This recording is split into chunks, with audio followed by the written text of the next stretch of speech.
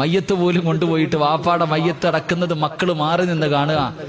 നമ്മൾ സ്കൂളിൽ പഠിക്കുമ്പോ ചന്ദ്രനിൽ പോയ ഒരാളുടെ ഫോട്ടോ കണ്ടിട്ടുണ്ട്.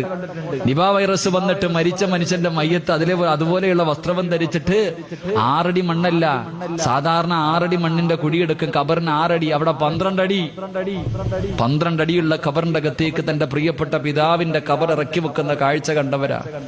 എന്റെ പ്രിയപ്പെട്ടവരെ, ഒരുപാട് ദുരന്തങ്ങൾ പത്രങ്ങളും മറ്റൊന്നല്ല അനുഭവിച്ചവർക്ക് അത് അറിയത്തുള്ളൂ.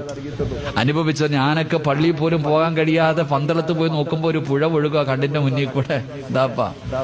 ചങ്ങനാശ്ശേരി പരിസര പ്രദേശങ്ങളിലൊക്കെ അള്ളാഹു പാഠങ്ങൾ ഉൾക്കൊള്ളാൻ ഭാഗ്യം തരുമാറാകട്ടെ.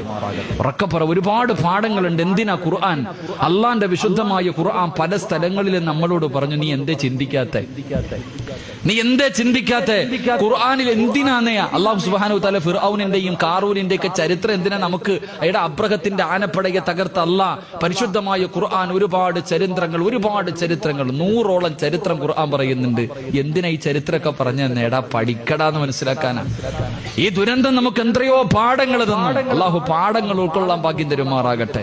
ഏറ്റവും വലിയൊരു പാഠം എന്തെന്നറിയോ? നമുക്ക് ഈ ദുരന്തം തന്ന ഏറ്റവും വലിയ ഒന്നാമത്തെ പാഠം ദുആഇന്റെ മഹത്വം നമുക്ക് പഠിപ്പിച്ചു തന്നു. ദുആഇന്റെ മഹത്വം ഒന്ന് ആലോചിക്കേ. ഒരൊറ്റ വെള്ളിയാഴ്ച ദിവസം മനസ്സറിഞ്ഞിട്ട് നമ്മളൊക്കെ അള്ളാഹിനോട് ദുആ ചെയ്തില്ല. ഒറ്റ വെള്ളിയാഴ്ച രാവ്, ഒരേ ഒരു വെള്ളിയാഴ്ച ഒരേ മനസ്സോടുകൂടി എല്ലാവരും അള്ളാഹുവിന്റെ മുന്നിലേക്ക് ആത്മാർത്ഥമായിട്ട് ദുആ ചെയ്തപ്പോ ഒരൊറ്റ അടിക്കല്ലേ വെള്ളം അള്ളാഹ് മഴ നിർത്തി തന്നെ. എവിടെ പോയി വെള്ളം വെക്ക? ഒറ്റ ദുആ.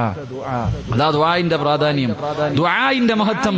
ഇഖ്ലാസോടുകൂടി ലോകത്തിന്റെ നാനാഭാഗങ്ങളിൽ, പ്രത്യേകിച്ച് കേരളത്തിലെ മുസ്ലിമീങ്ങൾ ആത്മാർത്ഥമായിട്ട് വെള്ളിയാഴ്ച മിഹ്റാബിൽ നിന്നിട്ട് ഒന്ന് കരഞ്ഞപ്പോ നമ്മുടെ ദുആ അല്ലാഹു സ്വീകരിച്ചു.